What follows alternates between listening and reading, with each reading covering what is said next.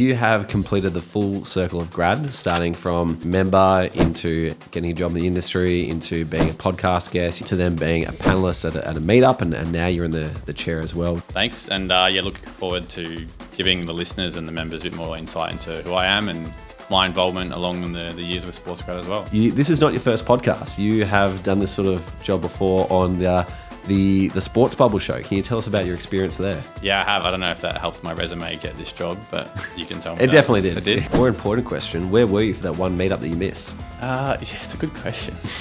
I was wondering, what were you getting out of the SportsGrad offerings at that point in time that made you say that? I think it's been used a few times as well, that line. Oh yeah, we milked it. Yeah. I know Sheka gave it to me because then he took the reins as the most attended guest. So yeah, maybe I'll hit the top of the leaderboard if Sheka misses one down the track. We'll get to the bottom of that.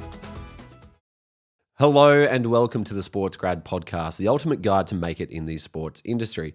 My name is Ruben Williams. I'm the founder of SportsGrad, and we've helped people land 811 roles in sport. This week, a special shout out goes to Ben Drury, who has just landed a full-time role at the Parramatta Eels. Ben came through the SportsGrad Method program late last year and has quickly found himself back into a full-time role in sport, which is absolutely awesome to see. So well done to you, Ben. Now, if you're new to this podcast, every week we chat with people in the industry to find out how they got hired into dream jobs in sport. So if you want to know what people are doing to break in and grow their career, hit subscribe to the pod and subscribe to our newsletter for even more advice on how to get into sport. Now, the podcast is great and the newsletter is awesome. There's plenty of information in both of those resources to help you land your dream job. But if you want to give yourself an extra competitive advantage in the job market and go one step ahead of everyone else, then why not apply to the SportsGrad Method program? If you want to learn the skills that help you get hired again and again and again and rapidly grow your network in sport so that you can open up opportunities for the rest of your working career, then head to the website and apply for the program. Now, coming up on the show today is Nathan Perrone. And this is a very special episode because if you tuned in last episode, you would have heard that Nathan is stepping into the host chair going forward to interview even more amazing people on this show, which we've done for the last 5 years now. Nathan is a household name for longtime members of the SportsGrad community because back in 2020, he was the first person to ever sign up to become a SportsGrad member. He's literally member 001. And after becoming a member, he went on to land an internship at the Box Hill Hawks and a casual role at the AFL. And you can hear about how he made that jump into those early opportunities in episode 81 of the podcast. But Nathan's dream was always to work in commercial partnerships in football, being the world game. And soon after graduating from university, he stepped into the partnerships team at Western United. And just 3 months into the job, he was at the club when they won the A-League. If you want to hear all about that, you can hear about his transition into full-time work in episode 181.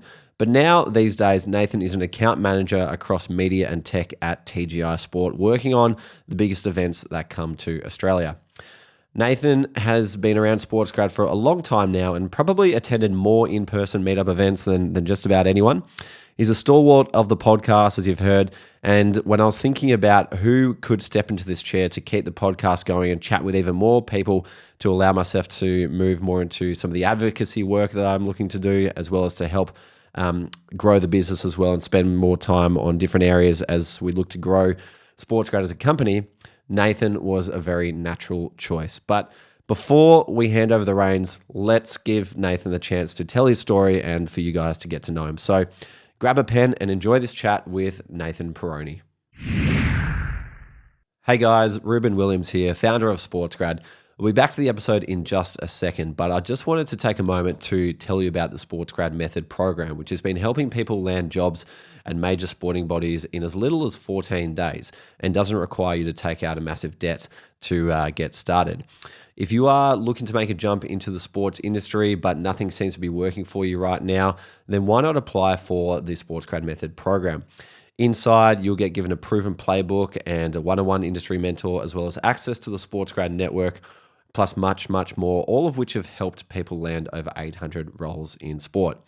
If you're ready to back yourself and fully go after your career and not let life get away from you and wonder, what if I'd only given that a shot? Then you're the kind of person who we'd love to work with. So head to sportsgrad.com.au/program and you can apply to join us. Nathan Perrone, welcome back to the SportsGrad Podcast. Thanks, Rubes. You're back interviewing me already. Exactly. You're back after 1 week. I'm back already. Thought you could get rid of me, but here I am. No, we're jumping back in because we wanted to kick off your era of podcast hosting with an introduction to yourself, who you are, your journey with SportsGrad. So I'm very happy to jump back in the chair for a special episode reintroducing yourself. Thanks. And looking forward to giving the listeners and the members a bit more insight into who I am and my involvement along the years with SportsGrad as well. So look forward to it. Now, before we chat about, your connection to SportsGrad, for people wondering, why is Nathan the guy who's stepping into the chair? I wanted to jump into a few quickfire questions with you, just so people can get to know the nitty-gritty facts about Nathan Perrone first. So first one I got for you is, what inspired you to work in sport?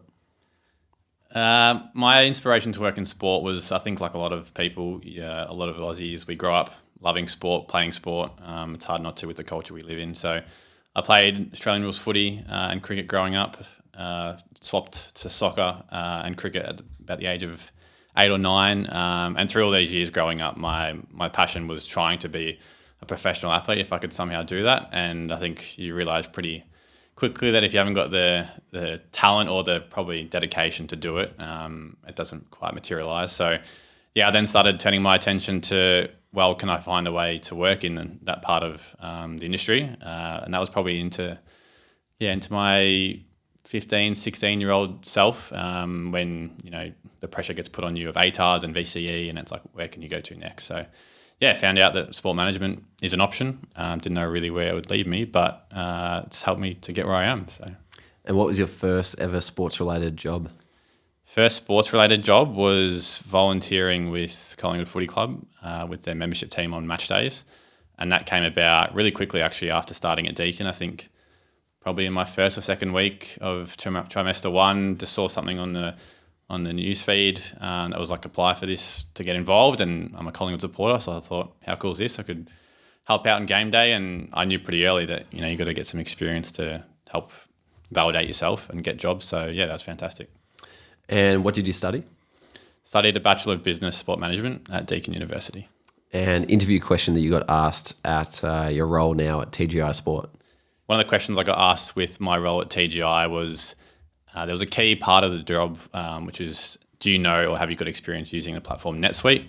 For those that don't know, NetSuite's basically a platform that helps to manage finances, create sales orders, invoices.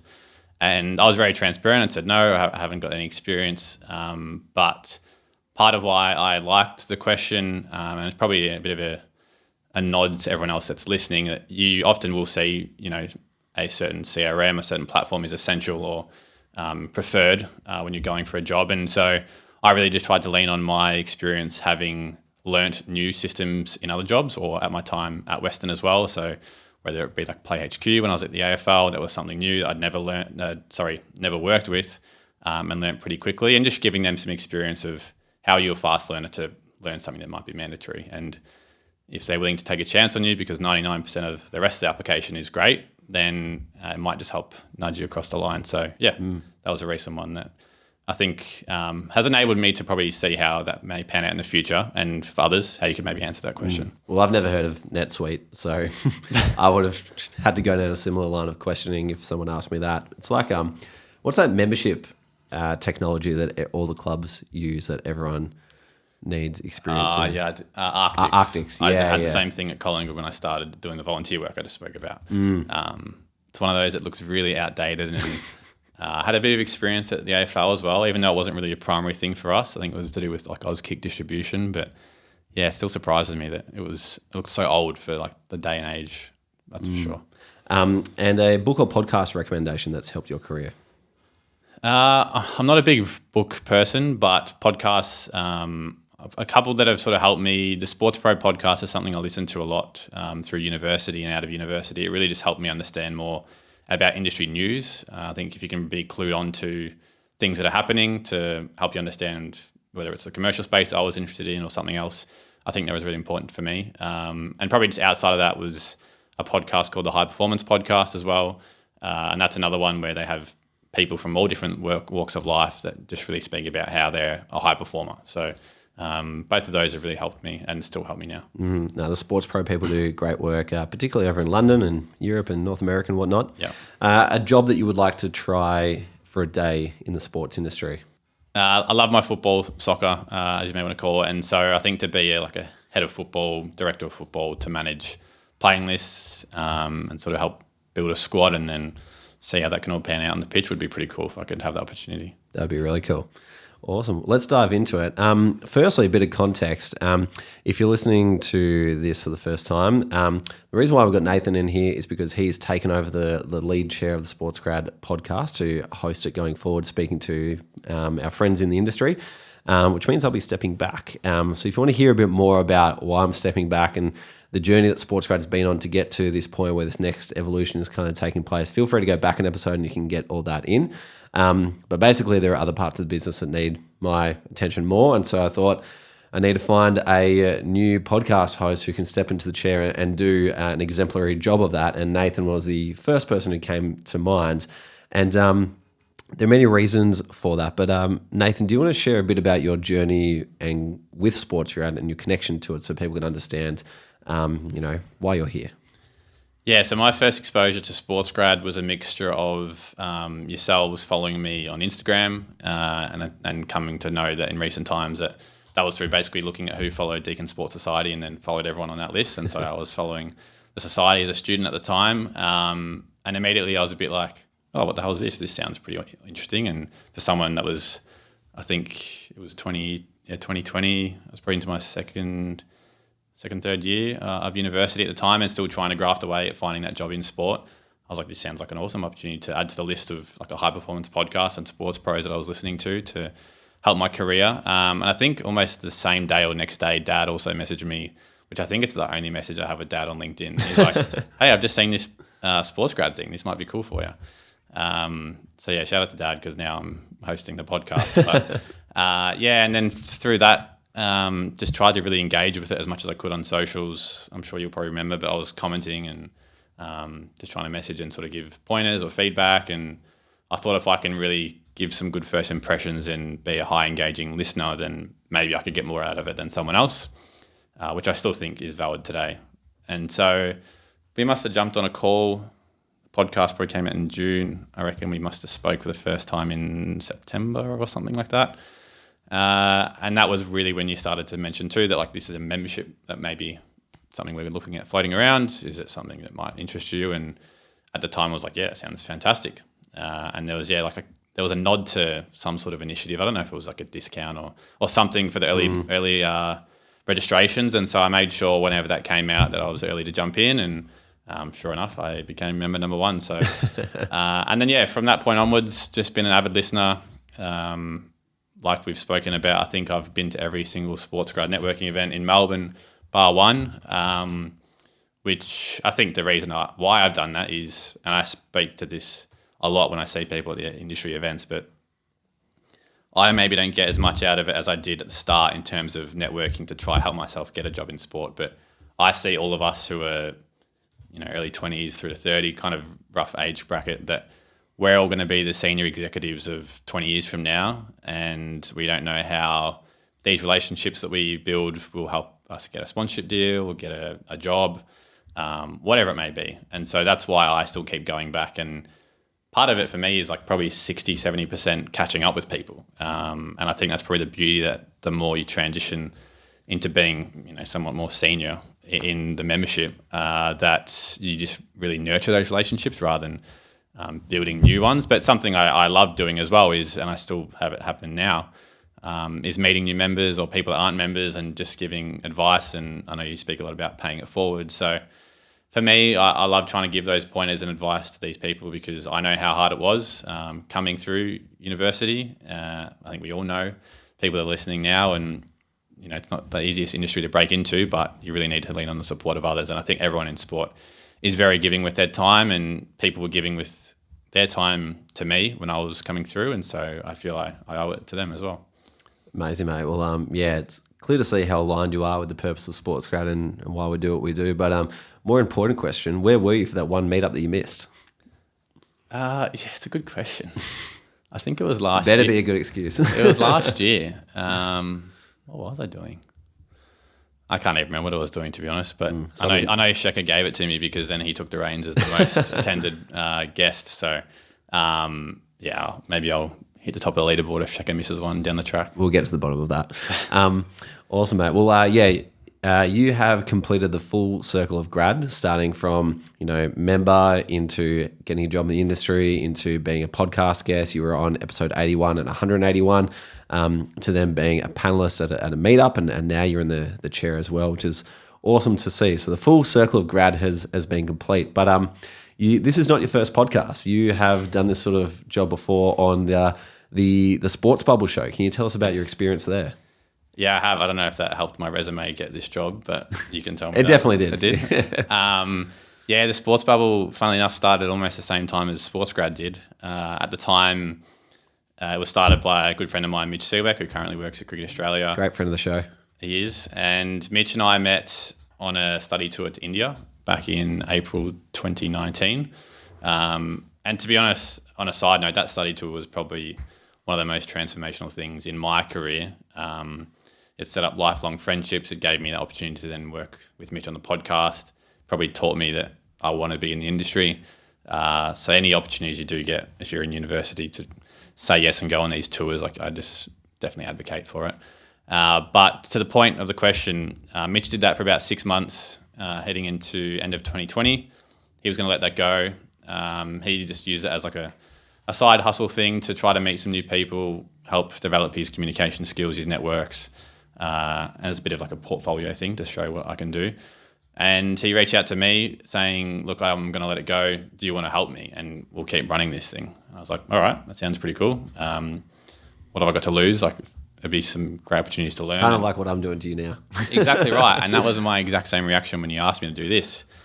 Kind of took me back to the end of 2020 and went, well, Mitch said the same thing and I got so much out of it. So at the time, Mitch and I then recruited a few people. So that was interesting. I was like interviewing people to come on as a host, which we actually caught up recently as a group and we still catch up regularly. The podcast ran for about a year. And for us, it was never going to be a long-term thing. It was never going to be a big business model like what SportsGrad has become. But for all of us... That was by accident, by the way. For us, it was purely about how can we meet some people that we're interested to talk to and how can we develop our networks and our skills in speaking, really. And so that lasted for a year, and it was the thing that got me the job at Western, I would say. I interviewed Naomi McLean, who was a tutor of mine for Sport and Society at Deakin.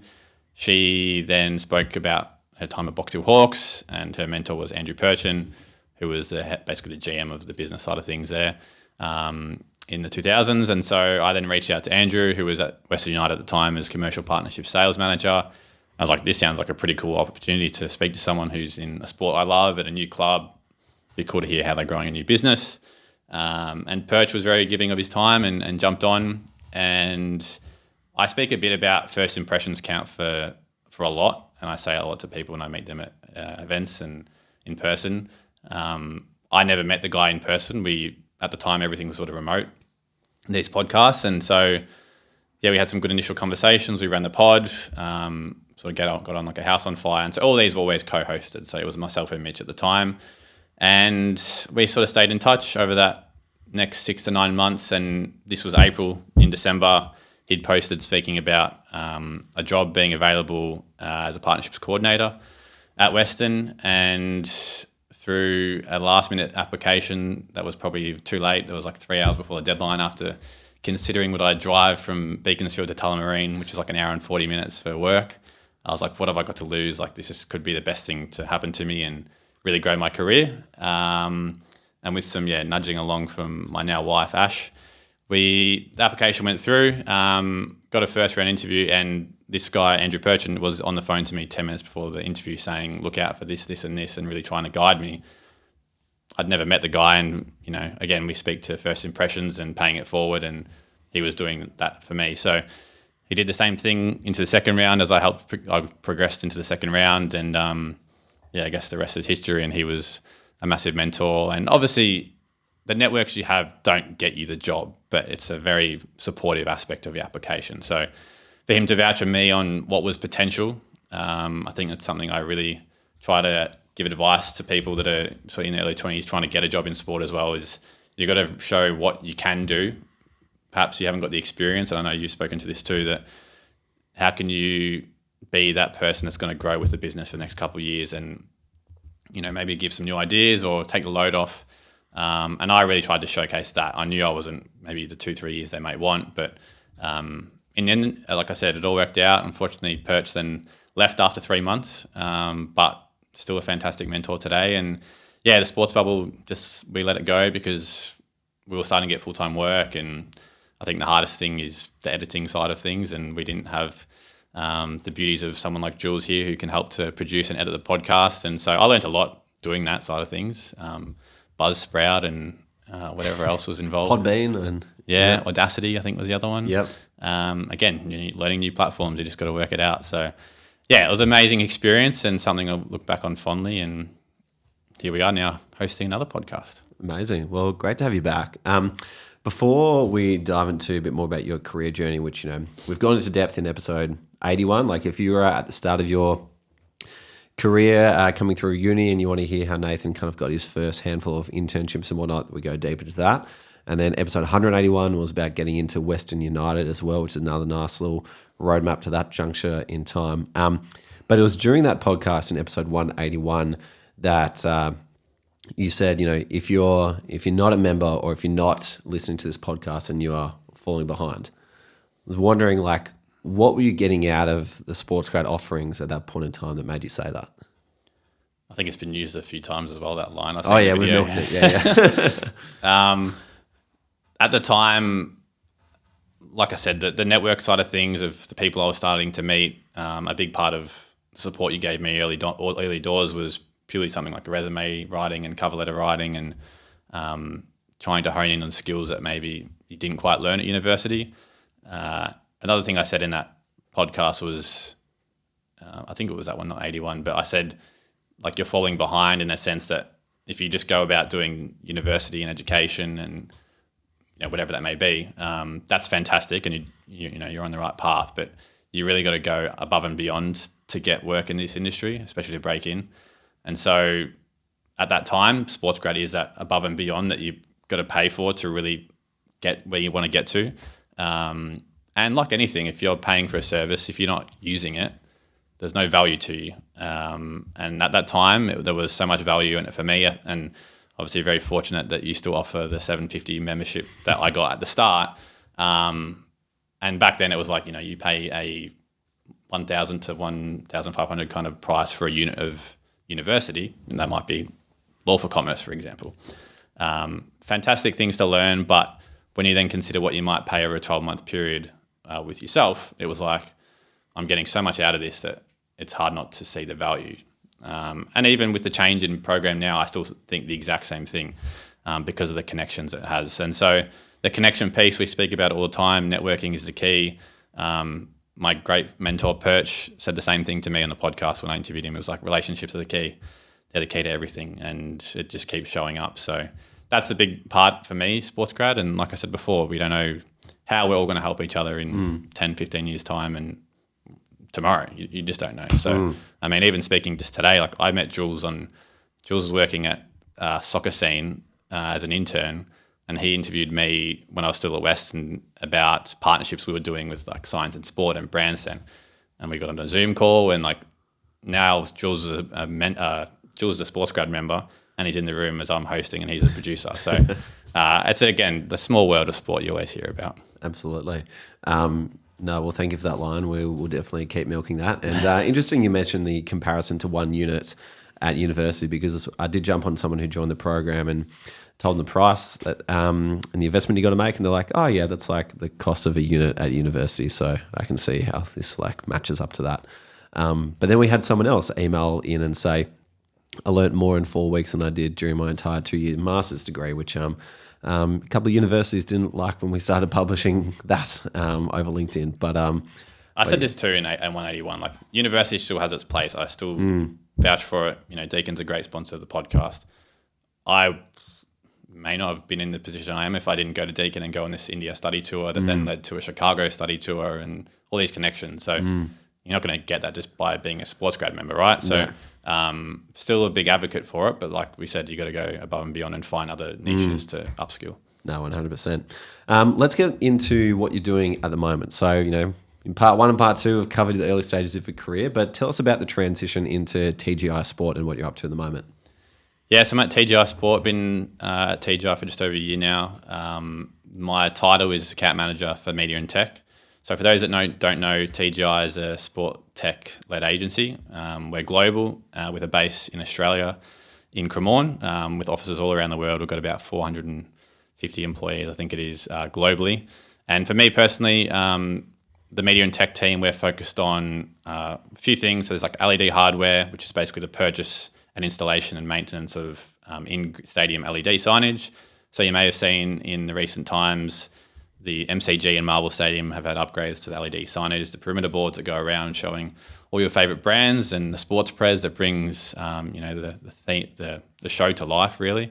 And so we had the project working alongside Illuminate Media with that one, which is a joint venture between us and the AFL. Tom Kreiser, who came through cohort 3, got a job at Illuminate. So, oh, really? Yep. There you go. Look out for him. I'll have to look out for Tom. So yeah, that's one part of the business, is that installation and maintenance of our LED services. Another part is our game day operations, which is focused for me a lot of the time, and that's where we'll have events in venues, whether they rent it or it's installed, and we're actually operating and running the content ourselves. So Amy Park's an example of that. Anyone that plays a match at Amy Park, so be it Storm, Victory, City, Football Australia, if they come in, etc., we're involved with myself dealing with the rights holder to basically bring all their content to life. So we've got an in-house design team that we lean on their expertise to then basically build best practice that's going to get you the most exposure and bang for your buck, really. And for me, it's just a lot of relationships, working with the clubs and the leagues to ensure they're happy and everything is delivered. I'm that middleman that connects our internal stakeholders, our subcontractors, the venues, to the rights holders themselves. We're still accountable, even though we might not have the deals with let's just say Isuzu is playing at a Melbourne Victory game for the A-League. Isuzu is not our client, but there's going to be a lot of negative implications if we get our LED incorrectly. So it's really important from my perspective to pull everyone together and to ensure it's a seamless delivery as a whole. And we do about 300 to 350 events nationwide per year that we're involved in. So there's a lot of cool things that I get involved in. Probably the best thing last year was the British and Irish Lions tour, which I'm not a big rugby fan myself, but I learned a lot along the way, and it was one of the most incredible atmospheres I've ever been a part of at the MCG when they were here in July.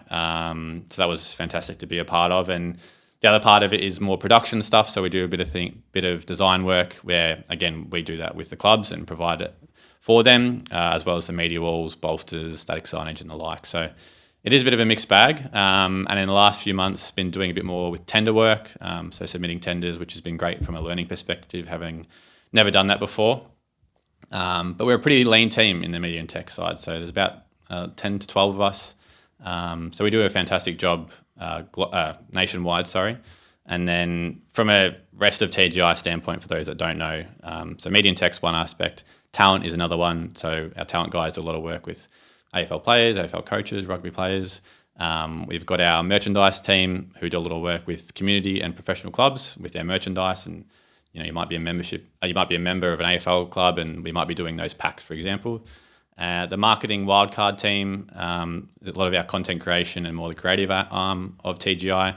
And so these all feed into the global aspects of our team as well. So It has been great to learn agency land. I think when I left Western, something I was really keen on and learning, and I'd heard from a few people in partnerships, is it's great to get exposure from a rights holder perspective, an agency perspective, and the brand side.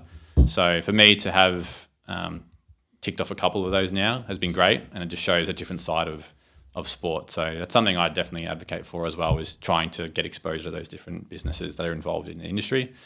And yeah, it's been a fantastic learning curve for me, and enjoying it. Yeah, the opportunities in agency land are ones that many people need to be shown and taught, because coming through university and growing into career, you don't really hear the names of, TGI Sport or MKTG or Kojo or these other major employers in the sports industry, but sit behind the scenes. They're not the national body or the professional team. But, they are, some great places to work as well. What have been some of the major differences that you've noticed between sitting in agency land compared to sitting in rights holder land? I think the biggest challenge and difference is you just got a lot of things going on that you can't really just focus on one. So when you're a rights holder, be it Western, be it an AFL club, you're more focused on your club. You're focused on what you're doing. You're not so worried about what another sport's doing or the league's doing per se. You're really all in on you. And so for Western, it was all about our match days, it was all about our events. And for me now, it's like you need to make sure you're prioritising everyone correctly, that you've got NRL here, you've got Super Rugby here, you've got a Football Australia event, the A-League. We've got so many different venues, like a Suncorp Stadium, Amy Park, that we have to be ensuring there's a fair balance, that we're managing everything correctly and not getting lost in different competing priorities. So the key aspect of being organised to manage all those relationships and keep clients satisfied and us performing at a great level is something that I've probably found is the biggest difference. But it's also just learning how you can collaborate with other business units. So when you're on your own as a rights holder, that's just you. You haven't got the support of another business unit within the business. So we have, like I said, rights holders come to us to support their work. But it's been cool to see how can we collaborate even internally, like how can we do stuff with the wildcard team? How can we do stuff with merchandise? And just even from a learning perspective, even though I'm not working day to day, it's just giving me different relationships and different things to understand how the industry works, which at a young age is great to have. Is there a difference in culture in agencies compared to rights holders? I think the difference in culture is probably you've got a lot more people, I would find, in agency. And because there's so many different business units, everyone can be focused on their main business unit, which sometimes it can be challenged to then do the collaboration side because everyone's all in on, this is our baby, this is like media and tech, so we're focused on us. Again, when you're at the club in a rights holder sense, you're all working towards this one thing, and there's not people doing different parts of the business that you don't really know what's going on. So it's probably just been a slight adjustment for me from we've got a lot more employees, right? And so when I was at Western, there was about 25, 30 administrative people. And within TGI Australia, we've got about 100 people. So one thing I really embraced and I wanted to do going to TGI was, again, just grow that network. I saw a big organisation, best practices and the like, and having worked with TGI myself when I was on the rights holder side, that helped a lot with my application and also understanding how it may work. And even to have, like Illuminate Media in our office as well, who, like I said, it's a joint venture. We speak a very similar language, just building more relationships in that sense and learning, again, about a different business that, you don't get the opportunity very often to almost learn about 5 businesses in your own office, which is kind of what I'm doing. Yep. Did you ever think that your career would turn towards this part of the industry? And how did it evolve to the point where, you get that experience that then matches up to this type of role at TGI, and now you're, a domain expert in it? I've always had a fascination with like signage at AFL, at sporting venues. The thing for me when I took over Andrew Perchone's role, in some aspects, he was doing all the commercial signage at Western, and so I was like, I kind of enjoy just watching from afar, like, why is this brand playing, or why is this going on in Europe versus Australia? It's funny, once you work in sport and you go to a sporting game and look at the signage, you never see it the same again. we are that 1% that knows what's going on and cares what's going on, and the 99% have no idea. So sometimes it is a bit stressful when you really just think it shouldn't be. But my interest and learnings in that, I learned a lot about like virtual signage, LED signage, static signage when I was at Western.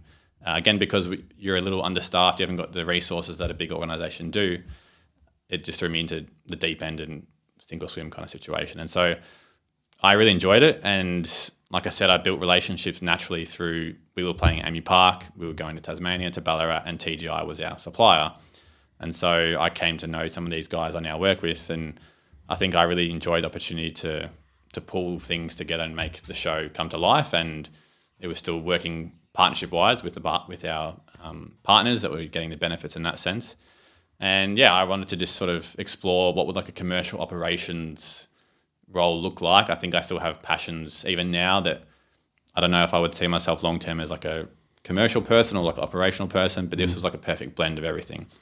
And my now boss, Chad, had a very similar journey where he sort of felt a bit more operationally, and this role has a bit of everything. And so I've really enjoyed to have both aspects where I am still getting that commercial side, the relationship side, but I'm learning more operationally as well to just open doors and you don't know where it may go. You mentioned at the top of the episode you enjoy listening to podcasts like Sports Pro and seeing what's going on in the industry. When you do see news or you're reading blogs and whatnot, what are the sort of topics and conversations that pique your interest that you love to learn more about? I think in the roles I'm in, there's always a more keen interest in the work I'm doing. So right now, we have subscriptions, thankfully, through TGI with like Sports Business Newsletter, sponsorship news, Sports Pro. I still subscribe to Clearinghouse. I still subscribe to. So there's a lot of things I'll often just read in a daily basis, and I think now I'm more invested in probably stadium work, stadium deals, virtual signage, LED signage, but just in general, still the commercial side. Like I subscribe to Scout as another, which I've got a lot of benefit in just seeing how they sort of put summaries together of like Australia deals on a weekly basis. Shout out to Mark Isaacs and Alex doing a great job there. I met Mark at your celebration on the rooftop actually with the original investment. No, Mark's a great guy. So he used to sit in my row working for Futures Entertainment, placed inside Cricket Australia's commercial team at the time. So we go way back. But no, he's doing an excellent job Mark's now. A great guy. So I think for me, it's just, again, I try to diversify myself. I think some people may want to or get told that maybe you're better off at targeting all in on this and this is your expertise and that's where you want to go. I think for me in the future, I'd rather be a bit more across different parts of business to be able to make better business decisions. And part of that is just continuing to change roles and try to say yes to opportunities that may come up. And so through my different readings and listenings, I'm really just trying to absorb as much information as I can to make more informative decisions now and into the future. And you mentioned networking has been a big part of your journey with SportsGrad, and particularly the early stages of your career as well. But how does that play a role in your career now that you are settled? I think for me, like I said earlier, it's probably just nurturing those relationships. The big things I find is if there's common ground with someone that you can build more than just a business relationship, like fantastic. I've had some of those come through and like people at my wedding that, like Brant and Ryan, these guys I've met through university and now just fantastic friends. And like even there's a friend of mine, Zane, who's at Collingwood Footy Club in like a digital space, and he went to Dubai with Collingwood recently. Like some of these cool relationships you just don't even think about would come to life, and sort of here we are. So on the note, did you get invited to Francisco's wedding? I didn't get invited to Francisco's, but there's no hard feelings. He's a great man, and awesome that you're going. But I would be feeling hard done by. No hard feelings. But yeah, funny story with Francisco is when he was in Melbourne, we were trying to reach out and connect, and I actually drove him up to Ballarat for a Western United match day and said, like, do you want to just come along? And most people probably think it's a bit strange to go with some guy from Portugal that you'd never met before and drive him to Ballarat and drive him home, and put a LinkedIn post up about it. And a bit surreal that you have these two people, being him and I, that are connected by football really and SportsGrad, and he loved being part of it. And we actually then had him and his partner, soon to be wife, at our place for a bit as well, which was just crazy. And further to that, I was in New Zealand in 2024 on a trip with some mates. We went to the darts in Hamilton and we were staying up in Auckland, and I think Francisco was in Auckland at the time, and it was like our second last day. And I said, oh, hey, like, what are you up to? And he said, yeah, we're going to this Auckland City versus Birkenhead, what is the equivalent of like the Australia Cup, FA Cup semi-final this afternoon. And I think we might have had like 2 hours to like drop everything and just go. And we weren't really sure what to do. It was pissing down rain and not the greatest day in Auckland. And yeah, we just dropped everything. There was like 5 or 6 of us, I think. Went to Auckland's ground, who are the most successful club in Oceania. They're the club that got that made it to the Club World Cup, represented Oceania recently, and we were just standing on this scaffold. It was like a local ground amongst the houses, something you'd probably see out of, like a team in England. And we were living at the time in an Airbnb in this place called Birkenhead, which was the opposition of Auckland. And there was a massive turnout, even though it was, very heavy rain. We were just loving it and had so much fun. And to say that we were having this experience, for me anyway, meeting Francisco, who was there with Will Roberts, who was also a member at the time, who's a Kiwi from New Zealand. It was a bit like, this is a bit crazy that we're all connecting over football and SportsGrad, really. So, yeah, these are like the connections that have come out of this community, and part of why I still stay connected, and the networking is still so important to me, because you just don't know who you're going to meet. Well, context to who Francisco is. Francisco came from Portugal to Sydney, came to a SportsGrad meetup. I became a member that year, and about 6 months after that, I happened to be in Portugal and stayed at his house for 2 weeks. I got to know his family very, very well. And then, about a month ago now, he gave me a random call one morning and said, "Hey, do you want to come to my wedding in October later this year?" So this will be the third SportsGrad wedding I think I've been to. All of them being international, which has been really cool. And then Will Roberts piped up and said, "Yeah, I'm going to that one as well." And I think you should be hard done by. I'm going to start a campaign to get Nathan to the Portuguese wedding. So, Fran, if you're out there, we need another SportsGrad person on the tour. We'll see if this comes to light. No pressure, Francisco. Thanks, Francisco. Who have been some of the biggest influences on your career? Mentors, people you've leaned on, that kind of sort? Yeah, I'd probably put it down to three. I'd say Mike Narain firstly. Mike was he was a unit chair at Deakin at the time, and he led the India study tour, which is the first time I met him. And Mike, just from a learning perspective, he was fantastic just to bounce ideas off, learn from his experience in that 10 days we were in India. He was amazing to then allow myself, Brant and Ryan the opportunity to then go to Chicago to represent Deakin in a sport marketing conference, which we were runners-up in, which was, again, surreal. But to go on that journey and for Mike to trust us and to put faith in us and to just continue building those relationships was fantastic. Giving me a lot of pointers, advice, mentorship early on in my career, which was really impactful. And when I was in Canada, October 2024, that's right now, it's 2026, just before I actually proposed to my now wife, Ash, I met Mike and said, "Do you want to catch up?" He lives near Niagara Falls. We were in Toronto. And he actually drove us around Niagara Falls. And again, surreal to then be in his backyard for a guy that has done so much for me. Mike was only in Australia for, I think, 2 to 3 years. But I actually thought about proposing and leaning on him to help with the proposal, but it didn't happen that way. But he's very good with social media. So he is great, Mike. Mike, probably the first one. Andrew Perchin, the second one. Perch, like I said, he was a massive impact on me getting my job at Western, and then continues to give me advice and pointers along the way. And then my third would probably be Chris Baldwin, who was then my boss for what was probably close to 3 years at Western. He empowered me so much that just had trust in me to really grow and to nurture who I was as a person. And he was an amazing person to learn from, and we still stay very much in touch today. And just some fantastic relationships that came out of Western. So I would say they're probably the biggest three. Amazing, a great three to have in your corner as well. And a lot of people have been asking me, like, when is the SportsGrad running singlet going to become available to buy? And to be honest, on the list of priorities of things that need to be done, it's right at the bottom. But we will get around to some merch at some point in time. But I only got a couple of those singlets printed, and Mike Narain has got the other one. And really? So when he was in town at some point last year, we caught up, and he's been a great supporter of SportsGrad as well, and helping get the SportsGrad method curriculum into Canada. So for those who don't know, like Brock University students were learning from the SportsGrad method and had done so for a few years. It was a really cool thing to put together. And Mike's still connected with Deakin in a sense that when they do the US study tour, I know Brock and Deakin always connect. And there was photos I know of people that were there in the last 6 months, and Mike was on that tour. So it is cool to see the full circle that he still stays connected as well. So it runs deep. And Mike, if you're listening to this, I hope you've been getting good use of that running singlet. We know that careers often can change in an instant due to like a sliding doors moment, for example, like, you know, a job pumps up at the wrong time, or you happen to be at an event, or you meet the right person, and it leads to something that you could never have predicted.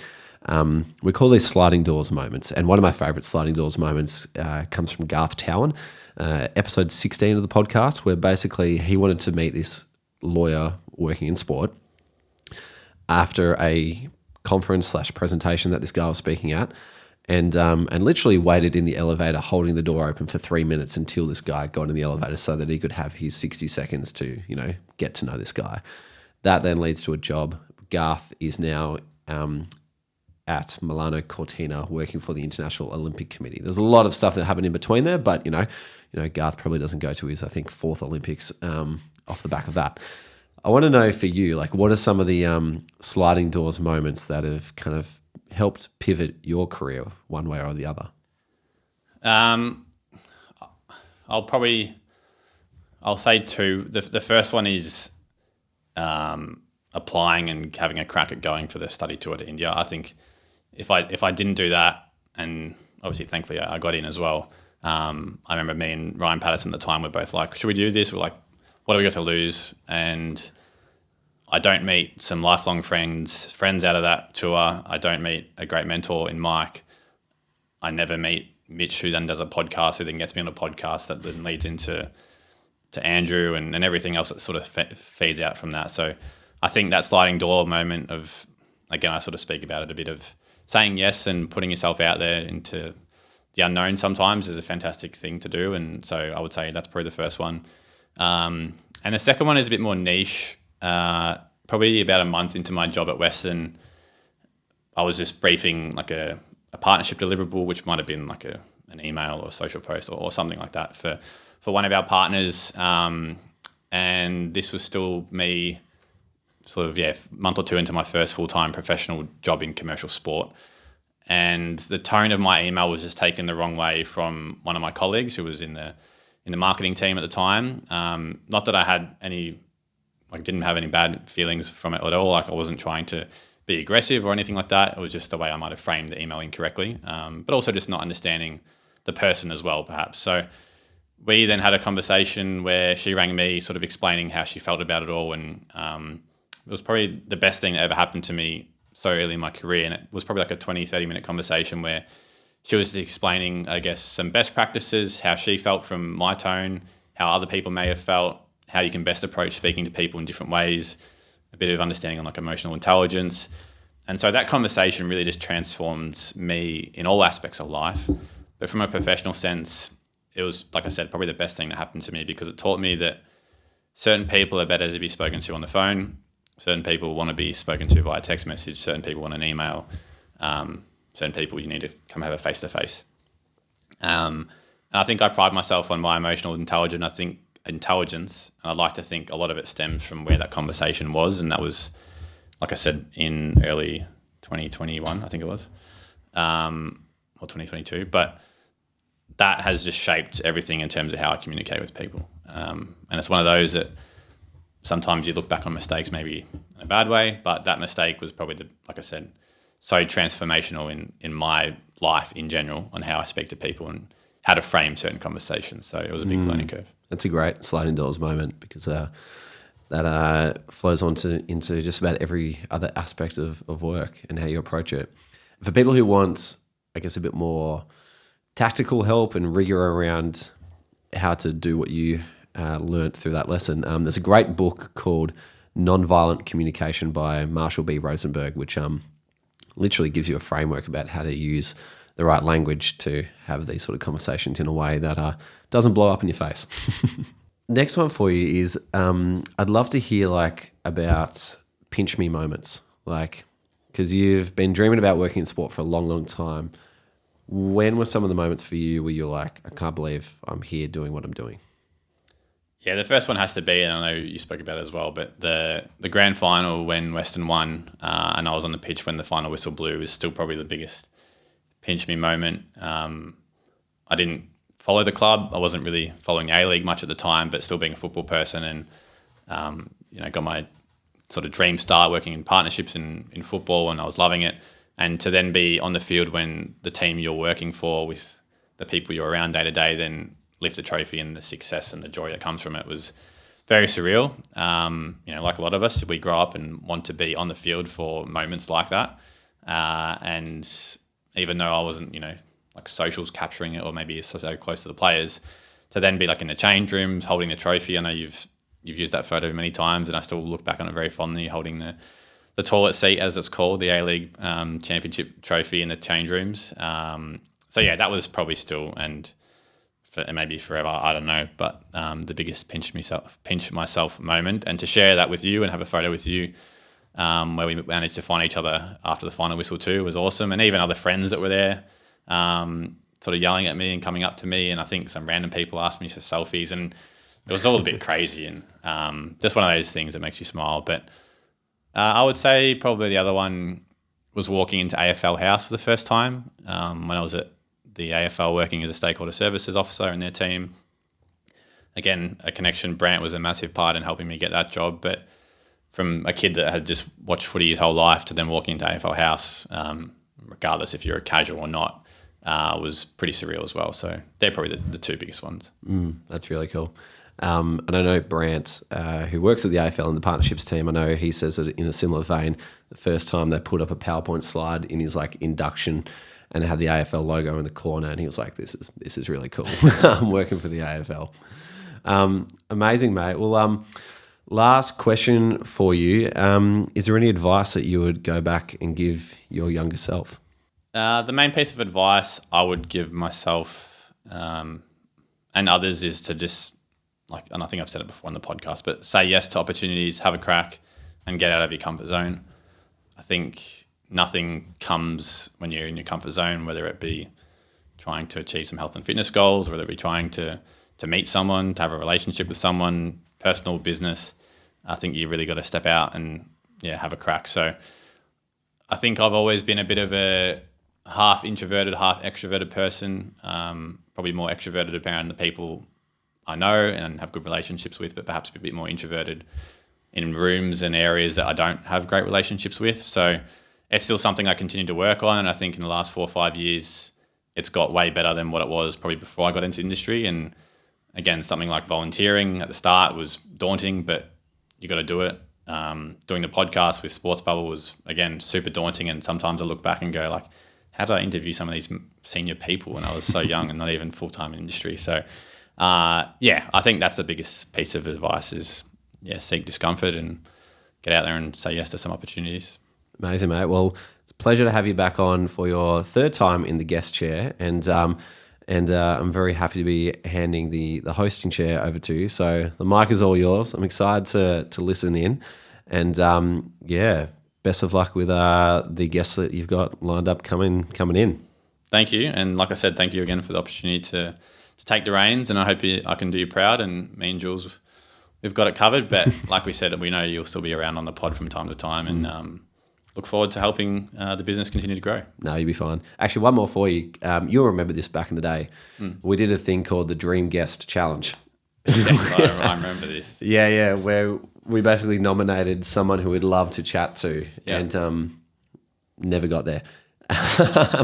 Who would be your dream guest? I think Jurgen Klopp would be a dream guest. Mm-hmm. I'm a Liverpool fan. The years of Klopp being the manager was just incredible. Mm-hmm. I think he's a very charismatic guy and led a lot of fantastic clubs along the way. You might see him, his face and his white teeth on like Trivago ads nowadays. But I think that's someone I probably looked up to from afar as well. That would be cool to get on. And I've seen him on Diary of a CEO not too long ago, and that was a really cool listen. So, well, if we can't get Jurgen on, hopefully our next best second is a guy called Alex Fraser, who is an Australian bloke working as the director of global partnerships for the Liverpool Football Club. And he's a friend of SportsGrad.